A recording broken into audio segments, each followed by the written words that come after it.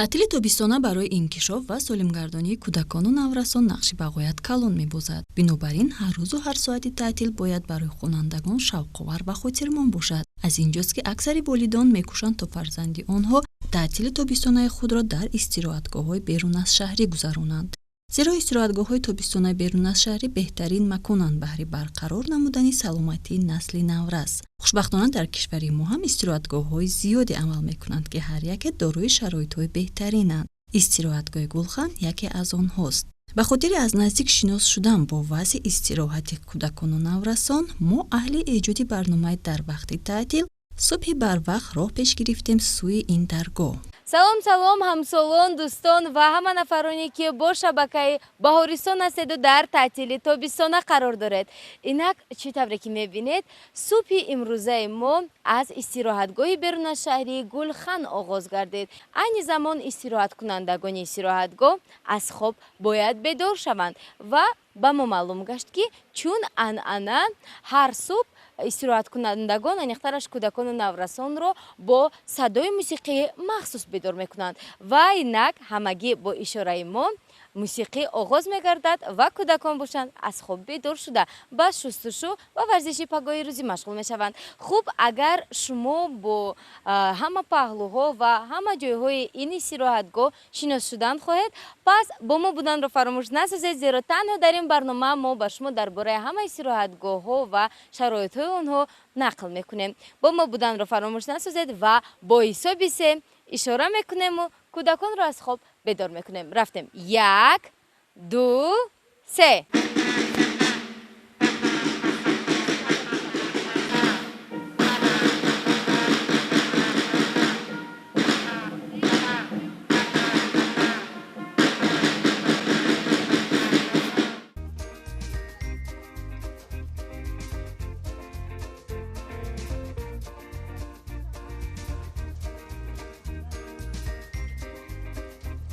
баъд аз хоб хистан, истироҳаткунандагон бо тартиби муайян ба шустушӯи пагоҳи рӯзӣ мераванд. барои ин дар саҳни истироҳатгоҳ макони махсус аст.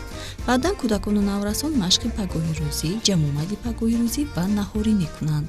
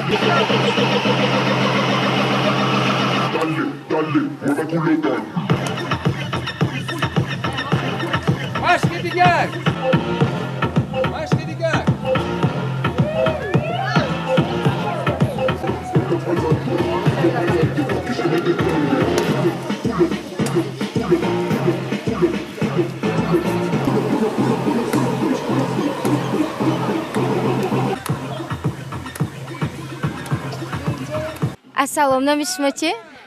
Судайс. Судайс, хеле номи зебо. Чанд солаед? 12 сола. Судайс, мегуфтед ки истироҳатгоҳ ба шумо писанд аст, бори якум аст мебиёед?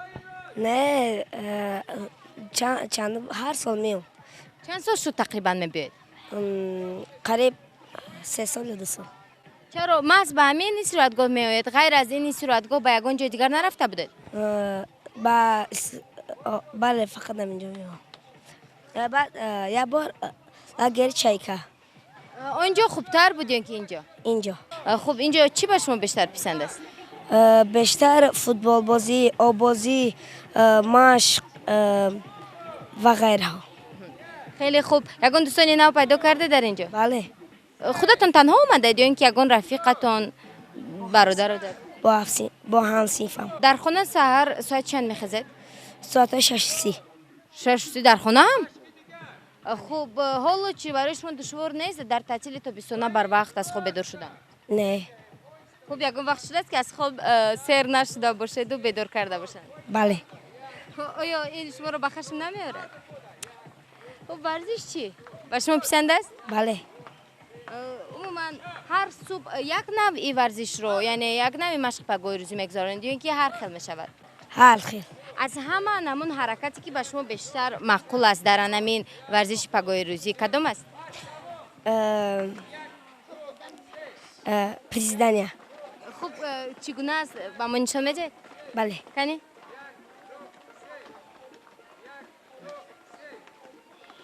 чанд та мисетон наметонед тамом? Не, зиёд. чанд та тақрибан? Тақрибан 50-60 та. офарин. хуб варзиш ба фикри шумо барои мо лозим аст ё ин ки не? чун мо дар истироҳат қарор дорем, бояд ҳамеша хоб кунем, хӯрем, бозӣ кунем. Не, варзиш ба саломатии одам хеле муҳим аст. аҳсан, ташаккури зиёд. шумо бошед, идома додан гиред, мо меравем. Yela çarş mesanayım. 1, 2, 3, 4. Ба дигар тараф. 1, 2. ассалом, номи шумо чист? номи ман Гулноза. гулноза, шумо чанд сола? 10 сола. бори аввал аст ки ба истироҳатгоҳ мебиёед? Не, бори дуввум. ба ҳамин истироҳатгоҳ? бале. соли гузашта омада будед? бале, бале. бо ҳамроҳи кӣ омадед? бо ҳамроҳи духтари холаам. масалан соати 6:30 дақиқа шуморо бедор мекунанд. оё ин ба шумо писанд аст бар вақт хестан? бале, бале. дар хона соати чанд мехезед? дар хона ҳам ҳамин хел соатҳои 7-7:30. инҷо боз бар вақттар мехезед? бале. хаста намешавед? аз хоб сер мешавед? бале. бениҳоят хуб. рӯзатон чӣ гуна мегузарад? рӯзи мо хеле хуб мегузарад дар ин истироҳатгоҳ. масалан чӣ хел? мо дар инҷо бо ҳамроҳои дугонаҳоям мо хеле бозиҳои хуб мекунем. ба обозӣ меравем. обозӣ ба ман хеле маъқул аст. обозӣ карда метавонед? бале. худи шумо фикр мекунед ки ҳамин варзиш ба шумо лозим аст машқи пагоҳи рӯзӣ ё ин ки не? шумо ба истироҳат кардан омадед ку? ба ман варзиш кардан маъқул аст, барои ин ки барои саломатии мо дар кор аст. ташаккури зиёд. хуб, шумо машқатонро идома додан гиред.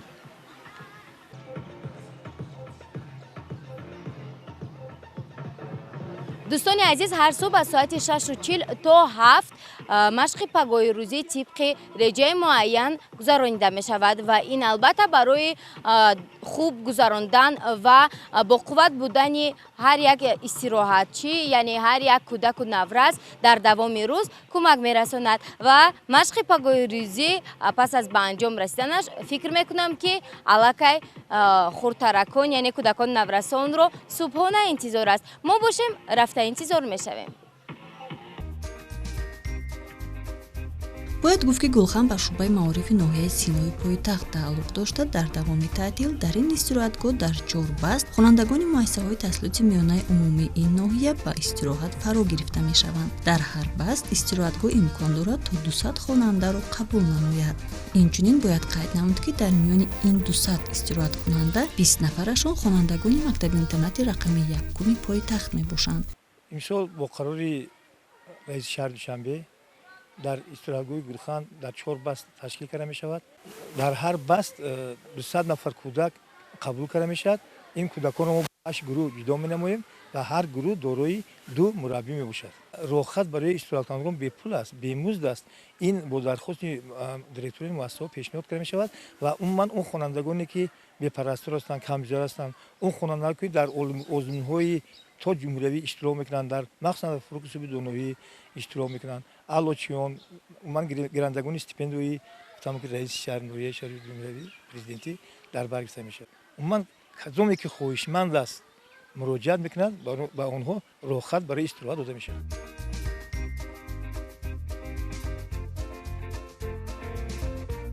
тарзи ҳаёти солим ва машғулиятҳои гуногун ду ҷузъи ташаккул ва рушди шахсияти кӯдак мебошанд.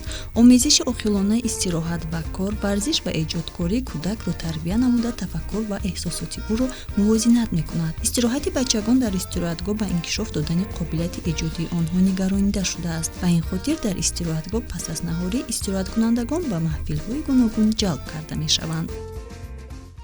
тамошобинони азиз, чун ан'ана дар ҳар як истироҳатгоҳи берун аз шаҳрӣ машғулиятҳои махсус дар қатори бозиҳо ҳастанд ва ин машғулиятҳо фикр мекунам барои ҳар як кӯдакону наврасон писанд меоянд, зеро мебинем ки инҷо духтаракон машғули сохтани чи нави намедонам гулҳо аст ё ин ки чи аст намедонам.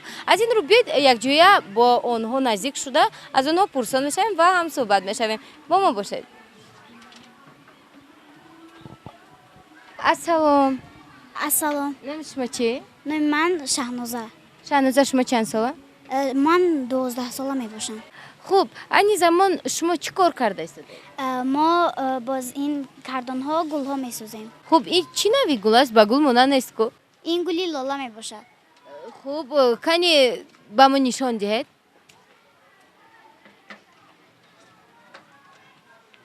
Ки ба шумо ёд дод сохтани ин гулҳоро дар куҷо ёд гирифтед? Сохтани ин гулҳоро муаллимамон ба мо ёд дод. Бениҳоят хуб. Боз чӣ сохтанро ёд дод ғайр аз гул? Мо боз ба ғайр аз инҳо ҳайвонҳо месозем, хоначаҳо, киштичаҳо. Бениҳоят хуб, маромад сохтан гиред. Ассалом, номи шумо чӣ? Ассалом, номи ман Сарбиноз. Сарбиноз, шумо чанд сола? 13 сола. Дар кадом мактаб мехонед? Ман дар мактаби 113 мехонам. Синфи 7? Оре.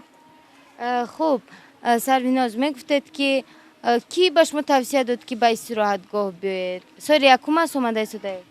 Не, соли дуюм. Бо ҳамроҳи кӣ омадед? Ман бо ҳамроҳи ҷиянам омадам. Хеле хуб. Ки шуморо овард? моро аз мактаб ба инҷо равон карданд. Бениҳоят хуб.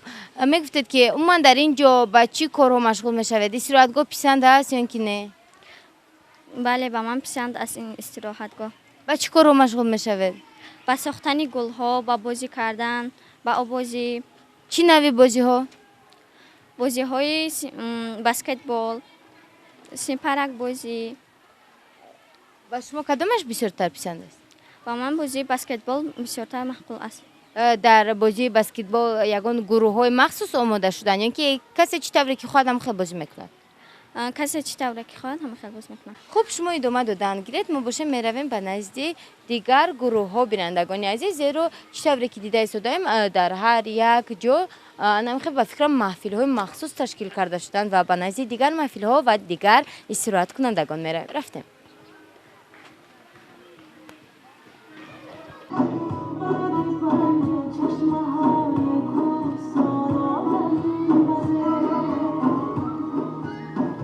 бояд қайд кард ки аксари истироҳатгоҳҳо дар наздикии кӯлу дарёчаҳо дар домани дарахту буттаҳои сарсабз бунёд шудаанд ва ин барои барқарор намудани ҷисми наврасон таъсири мусбат мерасонад. истироҳатгоҳи гулхан ҳам истисно нест. гирду атрофи онро кӯҳу теппаҳо ва дарахтони гуногун иҳота намуданд. машғул шудан ба расмкашӣ дар чунин муҳит боз ҳам шавқовартар аст. Ассалом, номи шумо чӣ? Номи ман Шукрия. Шукрия, хеле номи зебо. Чанд солаед? Ман 13 сола. Офарин. Синфи 8 шудед аллакай, а? Аллакай ман синфи 8 шудам. Бениҳоят хуб. ин ҷо расм кашида истодаед. Ман дар болои расматон шиштамил.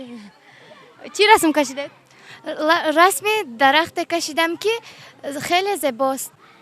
хуб, мегуфтед ки ин шуғли дӯстдоштаи шумо аст ё ин ки тибқи реҷаи муайян гардида истироҳатгоҳ ё озмун аст?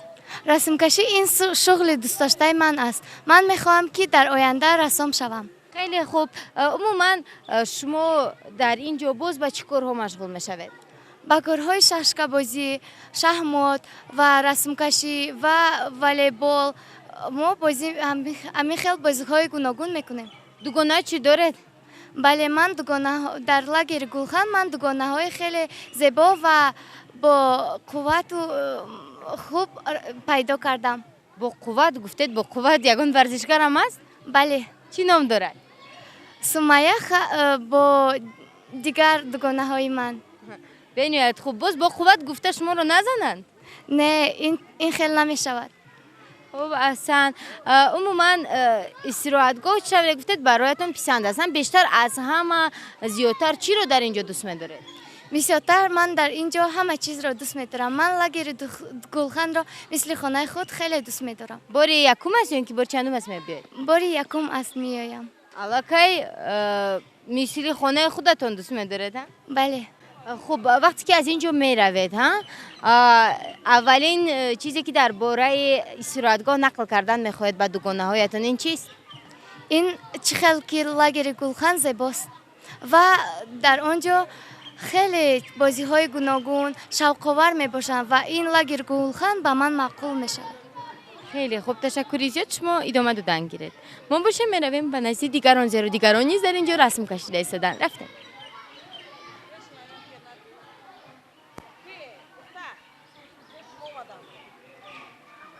تماشاچیان عزیز اینجا یک رسم بین‌نهایت عجیب است با کره زمین شباهت دارد و در بالای آن جمعی آب ایستاده است و بیریگیت وادو نوشته شده است یعنی آب رو احتیاط کنید خوب بیاید با رسم این رسم هم صحبت می‌شویم السلام السلام نام شما چی ابراهیم ابراهیم جان چند ساله 12 ساله آفرین ابراهیم شما این رسم رو خودتون کشیدید بله برای چی این رسم رو کشیدید چی معنی دارد برای آنکه آب آشامیدنی در جهان کم مانده است از 100% 3% آب آشامیدنی می باشد و 97% آن آب شور می باشد شما در این باره از کجا معلومات دارید از کتاب های خونده ام چی کتاب خونده اید فیزیکا و شیمیا و طبیعت شناسی بنیاد خوب برای چی خوب ما فهمیدیم که آب‌های آشامیدنی کم مانده اند پس برای چی شما این رسم رو میکشید برای آنکه آدمان آب را ذخیره کنند و احتیاط کنند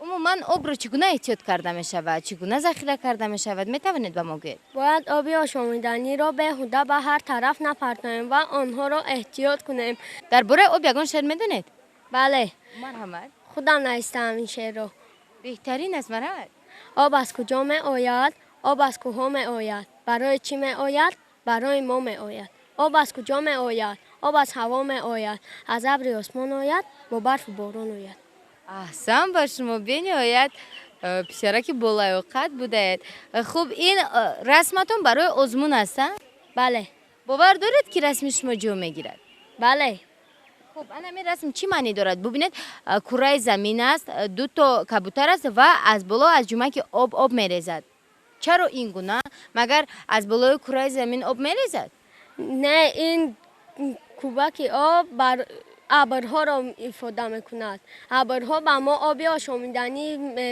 می آید و آنها بخ شده می روند باز به ابر تبدیل می یابند من استراحتگاه به شما پسند است بله خیلی زیاد اینجا آب و هوای تازه و منظره خیلی زیبا می باشد ما هر روز بازی های شوق‌آور میکنیم مثلا شاهمات بازی فوتبال ششکه و غیره ها ما هر روز در لب دریا استراحت میکنیم و از ساعت 2 تا ساعت 5 خوابی نصف روزی میکنیم تشکر زیاد خب شما ادامه دادن گیرید در صورتگاه ما محفل‌های عموما ورزشی بندموندی شахмат شاهمات بسکتبال والیبال شناوری از محفل‌های دیگر محفل‌های رسمکشی محفل‌های ممکن گلکاری محفل‌های صنعت بدی محفل کتابخوانی هست ما با شعرخوانی هست بیشتر با این محفل و از اون سالی که با تابستان گرم است با محفل آبازی و بیگویی ها با محفل ورزشی فوتبال و والیبال به حد شوقی کلان دارم بچه‌ها با هر محفلی که اینوار کردیم آزمون هست هم آزمون رسمکشی است هم آزمون شعرخوانی است آزمون سرودخوانی است آزمون صنعت‌های حجوی است آزمون شناوری است آزمون فوتبال است که من امروز نوشته باشد یا فوتبال جانباز کرده می شود و گروه های یک و چهار و دوری آخر بازی میکنند کسی که به مره رسد البته صاحب افتخارنامه کوباکو میشه چون در دیگر استراحتگاه‌ها در اینجا نیز به بازی‌های ورزشی مخصوصاً ورزش ذهنی اهمیت مخصوص داده می‌شود. در سر استراحتگاه خرک‌ها گذاشته شده است و کودکان عادتاً در آنجا مشغول بازی می‌شوند. بینندگان عزیز در قطار دیگر مشغولیت ها ششکه‌بازی فکر میکنم یکی از بازی های پسندیده کودکان و نورسان و خصوصا پسرکان می باشند و اینجا میبینیم که دو گروه با بازی ششکه مشغول هستند و خوب بیدم صحبت میشم. سلام علیکم نام شما چی؟ سلیمان سلیمان شما چند ساله؟ 11 آفرین در کدام مکتب میخونید؟ 54 سلیمان ششکه‌بازی رو دوست می‌دارید؟ بله خب غیر از ششکه‌بازی باز چی کارها میکنه در اینجا؟ در اینجا ما ساعتی مشق پاگوی بازی میکنیم بعد مشق بازی میکنیم با میگیم استالوی او خود میخویم با بازی میکنیم بعد عباد بازی بعد از بازی خوب میگیم با بگای بازی میکنیم. خب تشکر زیاد. خوراک گفتید چی خوراک ها میپزن در اینجا؟ هر خیل مثلا صبحانه چی آماده کرده بودن همین روز؟ فوق باز غیر از تورک او خود میتین عبادی ها چی خوراک ها؟ شوربا به شما پسند است یا اینکه نه؟ هست خوراکی که به شما آوردند و معقول نبود شما هم خوراک رو دوست نمیداشتید لیکن آوردند؟ نه خب شما بازی کردن گیرید ما باشیم میرویم. شاهماد یکی از مشغولیت‌های خیلی دوست داشته کودکان و نورسان میباشد که در نتیجه مشغول شدن به این نوع بازی کس میتواند ملکه و مهارت ذهنی‌اش را تکمیل دهد و عادتاً به این بازی چون بازی چندان آسان نیست پسرکان مشغول میشوند ولی اینجا میبینیم که در مابین همون خردککانی که پسر بچه ها بازی میکردن با ششک بازی و شاهماد بازی مشغول بودن اینجا یک دخترک است که با مربی بازی میکند. خوب بیاید از رفت بازی اونها برخوردار میگردیم و نتیجه بازی رو میبینیم. السلام نام شما چی؟ السلام من آسینات است. آسینات خیلی نام زیبا. چند سالت؟ 13 صنف چند؟ صنف 6 7 میشم. احسن. خوب آسینات میبینیم که شما با بازی شاهماد مشغول شدید. از کجا یاد گرفتید این بازی رو؟ از پدرم آموختم. چرا با کودکان و با مربی بازی میکنید؟ چون که من دیگر پسرها را مغلوب میکنم برای همین با معلم بازی میکنم. خب کنی زودتر بازی کنید کنی اینجا چی گپ میشود؟ خب شما چی باور دارید که شاگردتان رو مغلوب میکنید؟ این спорт است برای اینکه ممکن که شاگرد از استاد با بازیگر فقط دیگه آدمو بازی کردگی است ممکن خدایی که هست که من نمیدونم شاگردم ساز میفهمه یعنی بازی روی فکر عقل بازی میکنه نه اون که رنگ دیگه چیزو بازی ممکن که خطاگی که من میکنم شاگردم ایامو خطاگی استفاده برده ما رو مغلوب میکنم. از این رو بیاید من یک چند لحظه خاموش میستم بینندگان عزیز تا اینکه با اونها خلال نرسونم چون این بازی ذهنی است و خوب بیاید شما ادامه دهید از جریان بازی برخوردار میشم بینندگان عزیز.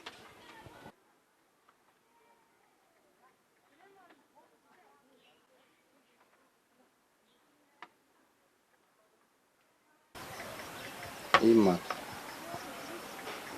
شاخ ایمت چی شد؟ مغلوب گشت. مغلوب شده؟ بله. با چه خطاگی راه داده؟ باید با اسب من ملکه استاد را میزدم اما نزدم. باید با اسب ملکه استاد را میزده ده یعنی فرض رو؟ بله. کوشش می نمایم که در آینده معلم را مغلوب نمایم. خوب این البته خوب است که شما در نزد خود یک تصمیم جدی میگذارید و فکر میکنم که استاد نیز مهارت خود را دریغ نداشته به شاگرد یاد میدهند. خوب به شما برای میخوایم باز یک مرتبه دیگر بازی کردن گیرید ما باشیم رفتیم.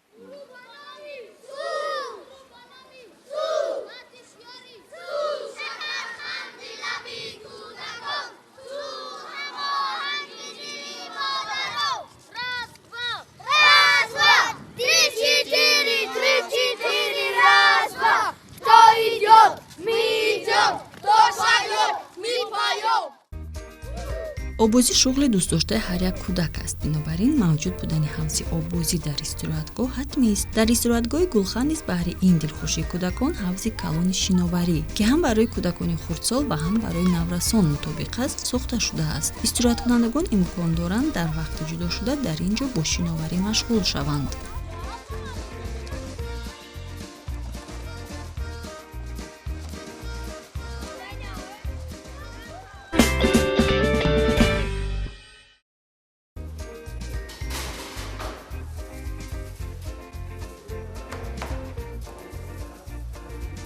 ғизои солим асоси саломатии ҳар инсон аст. махсусан мактабачагон ба хӯрокҳои сервитамину, меваву сабзавотҳои тарутоза бештар ниёз доранд.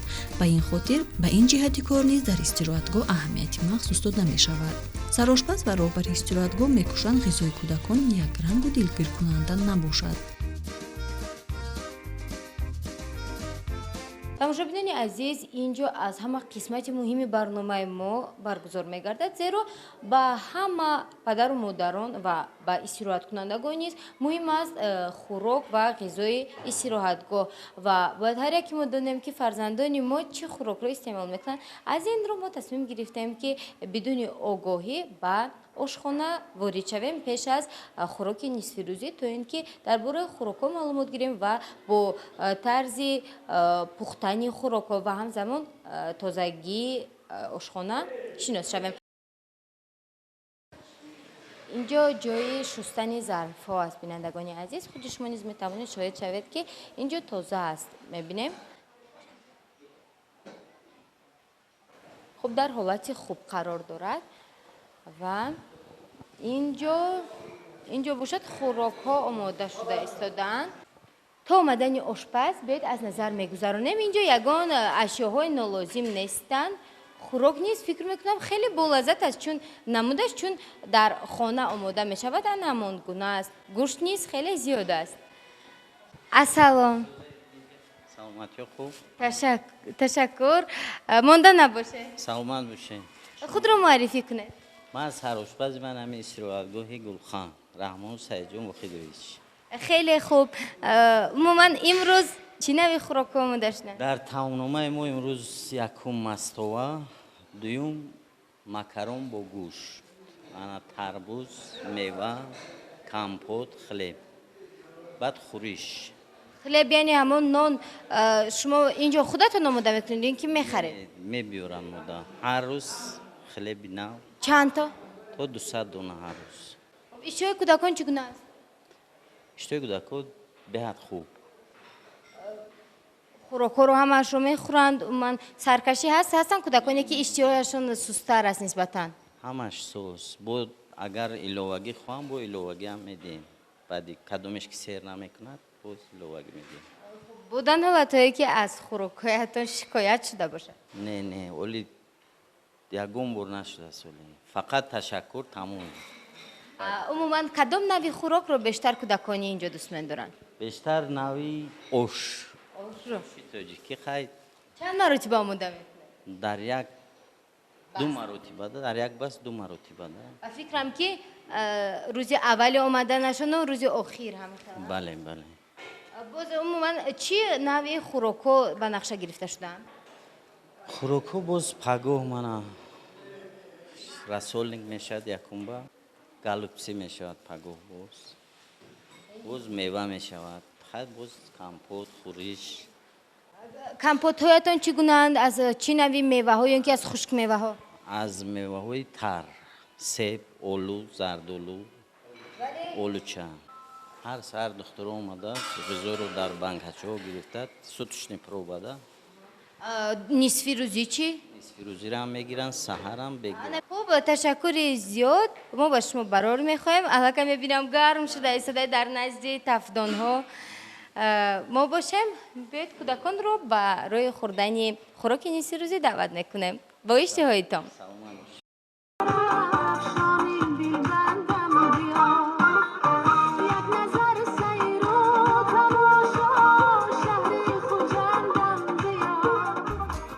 ҳаёт дар истироҳатгоҳ аз рӯи реҷаи тасдиқшуда танзим карда мешавад. вақте аз хоб хистан ва хоб рафтан қатъӣ риоя мешавад. дар давоми рӯз бошад истироҳаткунандагонро бозиҳои гуногуни варзишӣ, фарҳангию таълимӣ ва озмунҳо интизоранд. яъне аз ин бармеояд ки истироҳати ин насли наврас дар истироҳатгоҳ хеле бофароғат аст.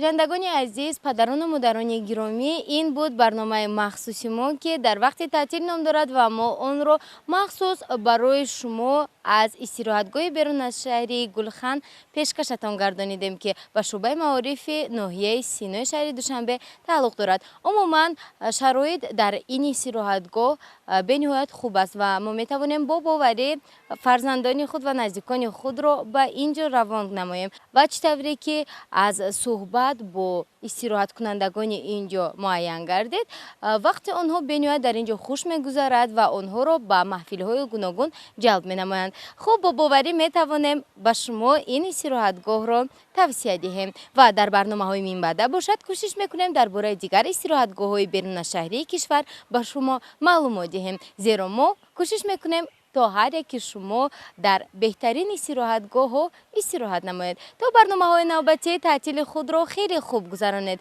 زیرا در وقت تعطیل باید نه تنها ما دلخوشی کنیم بلکه باید لحظه های تعطیل را ثمره‌ناک استفاده بریم. تا دیدار نوبتی، خیر.